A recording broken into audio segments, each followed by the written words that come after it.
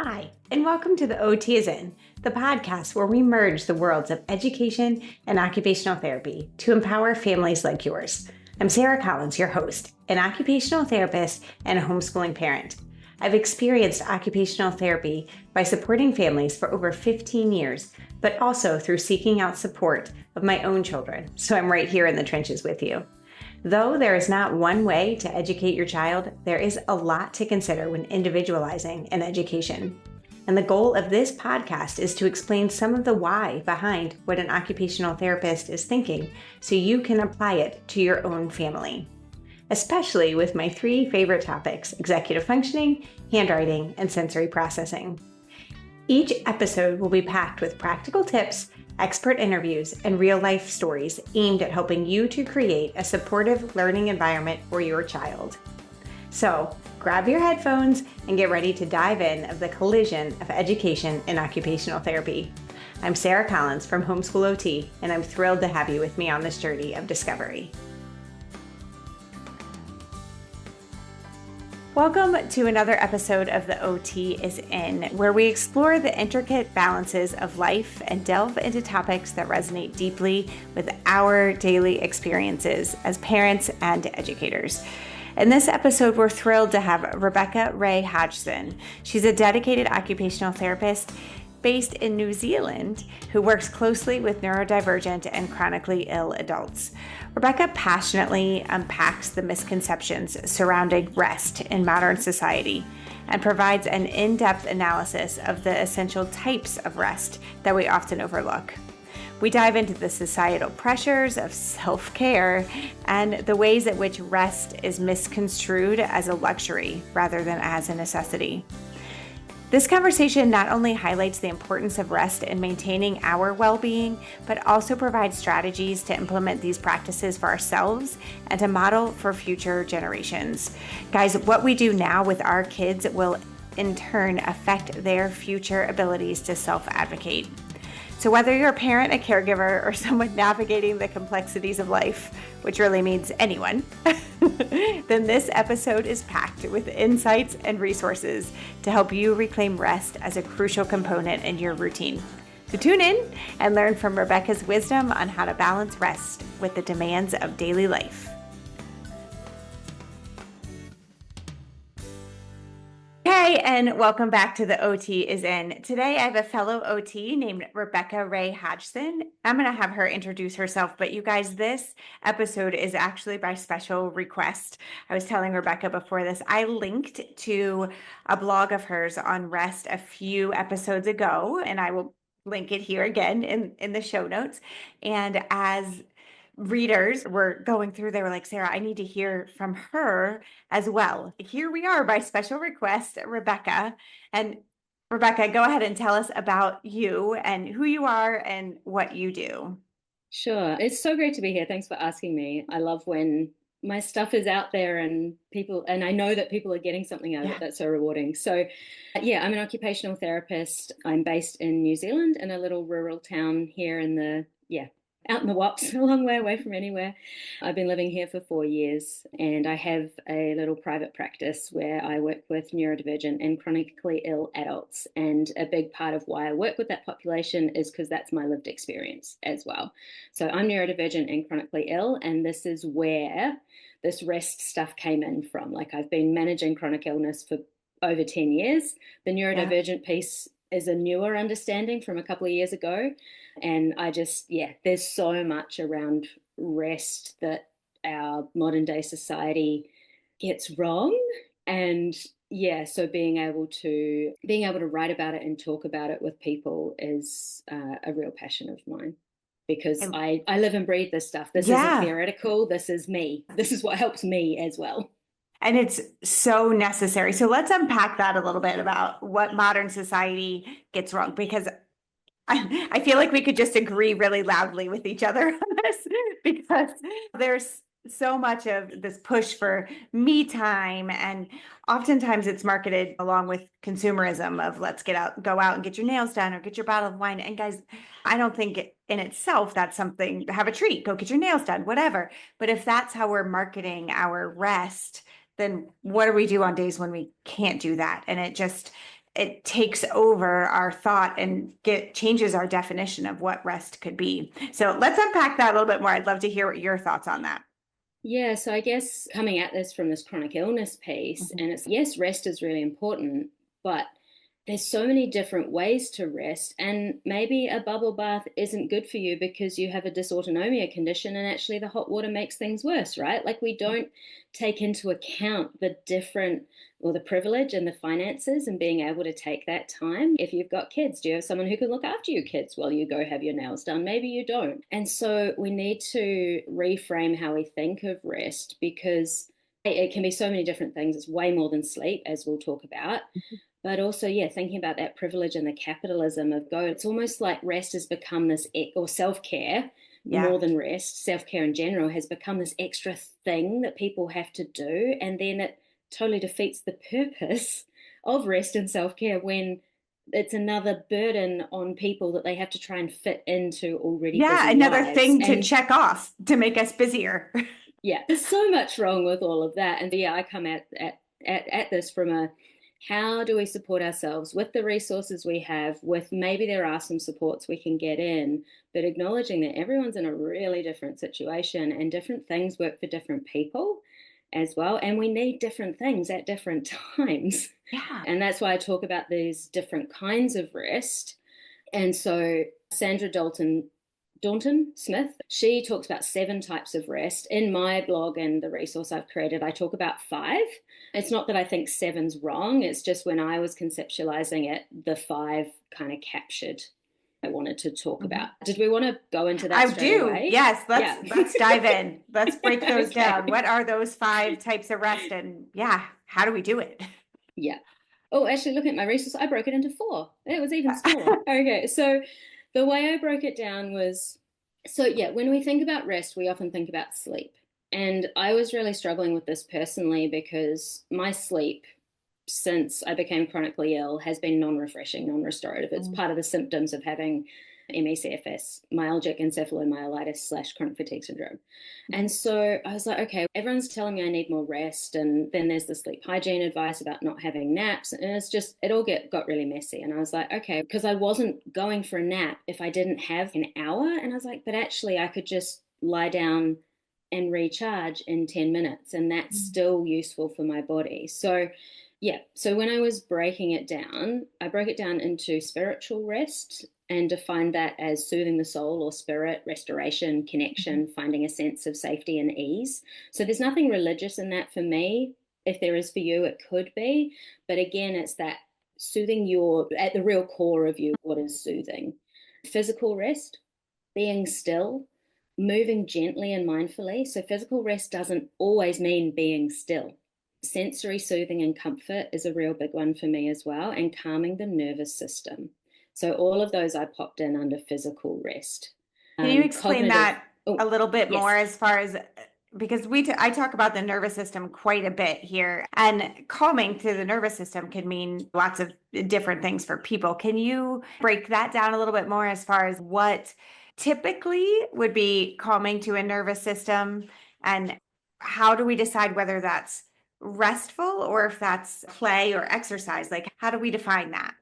Yeah, this is an interesting one because rest, we often think of rest as down regulating, but maybe actually our rest needs to be up regulating. There's this really interesting interplay because calming the nervous system, and again, everybody's different, but so some things that calm my nervous system, it's highly linked to sensory regulation for me. So a weighted blanket, dimming the lights, cuddling my dog, that co-regulation is really good for my nervous system. And for me, that's maybe what helps me to rest, is that kind of safe and soothed kind of space. It helps me to calm my nervous system down. But again, when I've said here in physical rest that it can also be gentle movement. So maybe calming your nervous system, you actually need to discharge some of that energy and go for a walk in nature. And that might be restful for your nervous system. So this idea that rest is stationary, I don't agree with. It can be, absolutely. Rest can absolutely be stationary. But so I have ADHD as well. And so my mind is on the go all the time. My thoughts don't stop. So if I'm lying in a quiet room by myself, that's actually more distressing. That's not restful. Yeah. If I put an audiobook on or go for a gentle walk, that is restful. So again, it's finding the nuance of what works for you as a person, for your brain and your body and your circumstances, because everybody is different. Yeah. And yes, rest can be still, but it doesn't have to be, I think is the real key takeaway here, is that we don't necessarily have to stop. It's maybe about changing the way we're doing things. Honestly, as an OT, we talk about occupation, the things we do. Doing dishes could be restful. Maybe that's a bit of a stretch for you. Like dishes aren't always super fun, but maybe you've put on some gentle music or a podcast and it's actually time where you can have to yourself. Mhm. And then that could be rest. Again, I think it depends how you define it and how you think about it and how you're approaching it. And then any activity could be restful or not. So then what do we say to parents? And we are going to get back into the other two. But there's parents that are, I think, probably listening right now that are like, how do I know if I'm resting? And I'm coming at this like I have a really good friend who also struggles with chronic illness, and she literally has a sign on in front of, it's funny, her where she does her dishes that says rest more. And she said she argues with herself of, am I resting? Am I not? So how does someone even know if they are achieving this, like I am resting goal?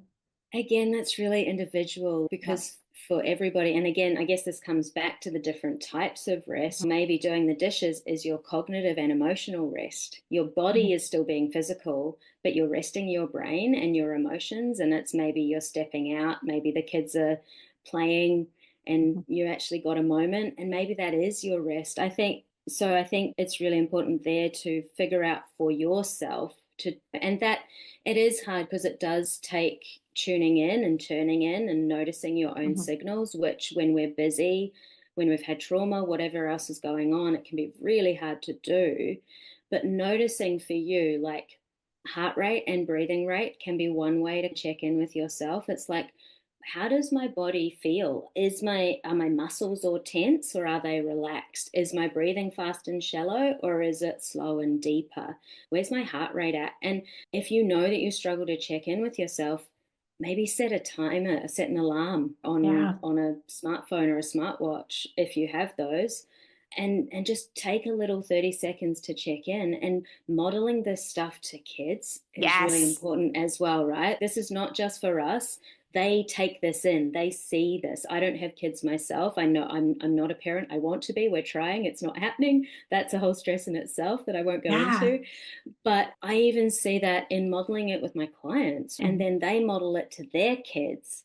And in a session, I can just model going, oh, actually, my throat's a bit sore. I need to take a drink of water. That's modeling, checking in, and meeting my needs and supporting self advocacy, right? So it's all part of this tricky thing in figuring it out. And it's figuring it out for you. And if you need an external reminder for that, maybe you create a check in time with your whole family where you do take a few deep breaths together. There are ways that so often this is seen as an individual thing, but what could you be doing with your kids, with your family, with your pets? This co-regulation piece is so important in here as well.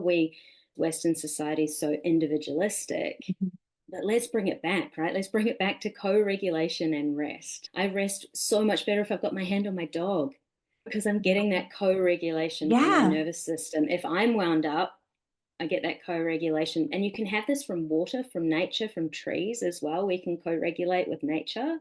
Just sitting outside looking at a tree or looking out the window if you can't get outside. Like, I acknowledge not everyone has access to nature easily, but even research is being done in this. Even looking at a picture of nature calms down our nervous system, right? So whatever it is that you can do, maybe you've got a beautiful book that you love that's got some beautiful pictures in it, that could be rest. And then like sharing that with a kid as well and having some downtime together could be a really wonderful thing to do. I So love the I know way. I didn't give a specific answer to your question because I can't. Yes, but you brought it all back to interoception. And I do have, there's a few episodes on interoception that I'll make sure that we link here in the show notes as well.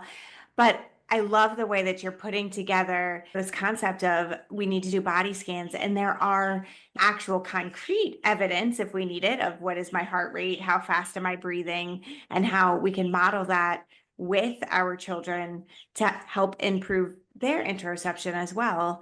And then you really have tangible evidence as far as, okay, am I calmer? But then how you're feeling is not necessarily tangible, but you are more in tune to that after you have some of this concrete evidence as well. Okay. And also, this stuff it's a work in progress always. Yeah. Yes, I wrote this blog. I don't nail this all the time. It is an ongoing process for me to be figuring out these different kinds of rest, what my body needs at any given time. Like I might switch so I might be doing some gardening, but then, so that's cognitive rest, but then I need to have some physical rest. So I might go and do a cognitive task and I bounce between the different things in my day to manage. Because I used to think of just energy output as one thing, but it's not. Like I can expend some physical energy, but maybe I've still got some cognitive or emotional energy left, and how I rest the physical while doing some other things. So I think that's why, it's also why on this graphic that I've got arrows between all the different kinds of rest because they also feed into each other, right? Like your spiritual rest may also be emotional rest. It can be more than one thing at the same time. You guys, as an occupational therapist and a fellow homeschool mom, I know how vital it is to meet kids where they are, especially when it comes to learning math. And parents, I hear your concerns about gaps in your child's math education. The fear is real, but it doesn't have to hold you back. So CTC Math, which is the program that we use, is designed with mastery and progress and tracking built right in.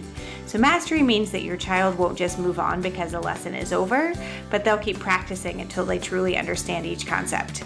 They can do this by taking more questions online or by printing out worksheets to actually handwrite the answers. And they'll keep practicing. You can clearly see what your child knows and where they need support. No more guesswork, no more gaps. The curriculum is provided so that you can trust that nothing is missed. But here's the best part. You still have the privilege of supporting your child's specific needs. Now, as an OT, I love finding ways to make math more accessible and to come right alongside my kiddos. Recently, we just had to turn notebook paper sideways so the lines became instant column guides. This helped him to keep his math problems neat and aligned. So sometimes a small tweak can make a world of difference. And again, you still have the privilege of working beside your children as much as they need it. Now, in addition, the short self-paced lessons reduce that overwhelm and they do encourage independence. Perfect for kids with all different learning needs. So confidence will grow, gaps will close, and you'll have that peace of mind. So visit CTC Math to try it today because every child deserves a strong foundation. So far, we have defined that spiritual rest. Wow, that is a tongue twister. And physical rest. What are the other two types that you have in your model? So I talk about cognitive rest as, and again, I think this is a big one in chronic illness and neurodivergence, is that we can get really brain foggy and overwhelmed. And so cognitive rest might be having a break from demands, expectations, or decision making. How can you create some time? And as a parent, that's maybe going to be for 30 seconds. But again, this idea of like, rest doesn't have to be this big extended time. It can be if you have that space and that privilege, but also it can be in the 10-second pauses that we take. Engaging in interests can be a really good one for cognitive rest as well, and finding a flow state. So something that you're really passionate about, something that you really enjoy, while you might be expending cognitive energy, it can also be filling up that cognitive cup at the same time because it's your interest and you're in the flow. For me, it's often creating a resource or writing a blog. If I can find my flow in that, it is actually restful for my brain. So even though I'm using it, it can still be restful. Can you And define again, that cognitive flow a little bit for us? What exactly do you feel like, what is the difference in just completing a task versus really getting into that flow? yeah, so I'll describe it for me because it can feel different for other people. So when I find flow, it's like other things disappear. Things get smooth, things get easy. My if I'm writing, words just flow out really easily. I might lose track of time and can get into a really hyper focused state, but not always. It can also be that really gentle, calm, peaceful, easy doing of things rather than check off a task, which will be like a more effortful, okay, I've got to do this, these are the steps, okay, do it, done. It's a more effortful process, whereas flow, it's in the word, right? Mm-hmm. Flow is that more ease Okay. in things. Your brain's not tripping up over what's next and having to make decisions. It's flowing through the process. Beautiful. Within that, because if we're talking about cognitive rest and we're talking to homeschoolers here, so there's a big pieces of education here that Mm-hmm. obviously the parents are working for, which would tend to be following under the more work category, right? If we're thinking of a balance in our day of work and play and rest and sleep, how would parents know whether their kids are in a state of flow and restful cognitive rest versus we're really working here? Yeah, and I guess that would depend is are you doing interest-based learning, Mhm. right? Are you doing lots of things out in nature because you can still be using your brain and have it be restful? I know it's a complicated nuance to understand, but like my strong interests are neurodivergent, sensory processing, and things related to chronic illness. So when I'm doing things in those categories, depending on the day, sometimes it is effortful, but when I can find that flow, that's the thing. So if you've got a kid who's really interested in ladybugs and you're doing a project on ladybugs, you're getting out into nature, you are using the brain, but you'll also be finding that flow. You might be co-regulating together, co-regulating with nature. And then maybe that's cognitive rest, but maybe it isn't. And so then that's being aware of yourself and whatever kid you might be working with is like noticing their signs and modeling the language as well. It's, hey, I notice your body's getting a bit fidgety. Is your brain getting tired? Do we need to switch task and do something else? And this is this idea about switching between rest. Maybe you've been doing a cognitive task that's not restful. Mhm. And so you need to rest, have some cognitive rest, but maybe move the physical body. We talk about movement breaks a Mhm. lot as Mhm. OTs, that I guess more in a traditional classroom, but the same goes for Mhm. homeschooling as well. There's only so long we can focus for anybody Yeah. before we need a break. So, yeah, if there is a cognitively demanding task, have some set times for that and then switch out because maybe the cognitive stuff is not restful Mhm. and you might need to switch out.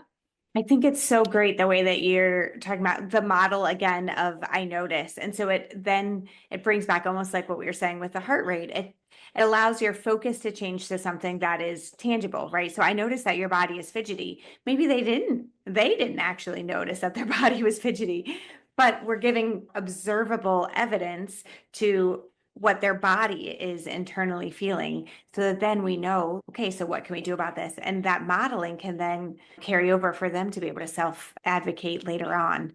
So great. All right. So the spiritual, physical, cognitive, and what's the last type of rest? So the last one is emotional. This could be a few different things. So we might need to distract from our emotions to get a break from them if they're really strong. Sometimes we don't have the capacity to sit with an emotion and write it through. We just don't. It's not appropriate. It's not safe, maybe, to do that. And so we actually need to distract with whatever it might be for us, whether it's a book or a workout or whatever it might be, running an errand. It might also be doing something fun and restorative. And again, these are purposefully broad because what's emotionally restful for me isn't going to be emotionally restful for the next person necessarily. So if I say I'd had an emotional day at work and it had been challenging, I might need to do some singing or play a board game or read or lie down. So I might be getting physical rest to also give myself emotional rest at the same time. It would depend on the day and on what I needed. And again, it's that tuning in into what you need because sometimes we have big emotions that we don't know how to deal with. And as adults, as as well as kids. Absolutely. And sometimes, yeah, sometimes we do have time to sit with them and let them move through, but that's not necessarily restful in Hmm. itself. It can be restful afterwards. So maybe we do have a big emotion that we've sat with and we've processed, or we've called a friend, and then the rest after that might be to just have some downtime by yourself, watch a movie. Again, if you've got kids, this may be like watching something with the kids or going for a walk. Again, you can see the overlap here as well. And the other point I have in there is also self compassion being really huge for emotional rest. So maybe we've had an outburst because we were overwhelmed.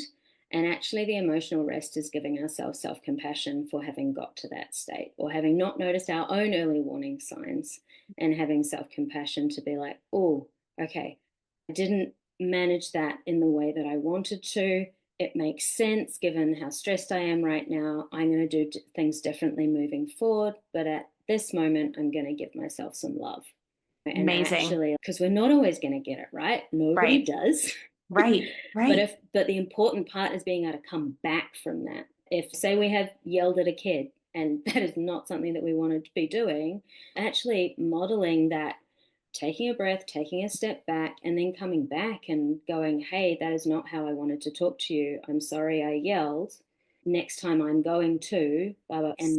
modeling that Mhm. that repair of the relationship, and with self compassion, not, oh, I'm a terrible person for doing that, because that doesn't help anybody. No, it So, doesn't. yeah, so using that to then re engage and come back to co regulation. Maybe your nervous system's gone way out of whack, Mhm. and you're like, oh, okay, I need a moment.